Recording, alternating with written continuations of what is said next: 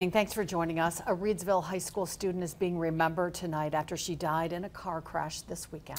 17-year-old Keegan Grimm was a senior at the school. Today, counselors were called in and all extracurricular activities have been canceled through tomorrow. Jason Zimmerman has been in touch with the family. He's live in Reedsville with the latest on how that community is coping. Jason.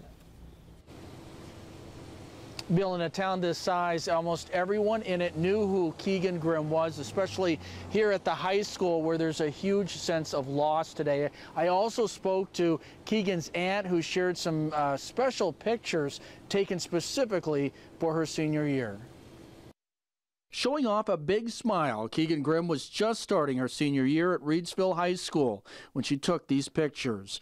Now she's being remembered as the small school copes with her absence after Keegan was killed in a head-on crash early Sunday morning on Highway 10 near County Highway G in the town of Cato. I just think we have to work through the first couple days here and get through this week, because it's going to be hard for our staff and students.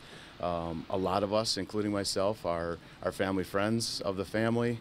Our kids are together. I have a son that's in the same class. So this reaches more than just me being the superintendent or our teachers being their teachers, their friends as well. Investigators say Keegan was driving east when the westbound driver crossed the center line.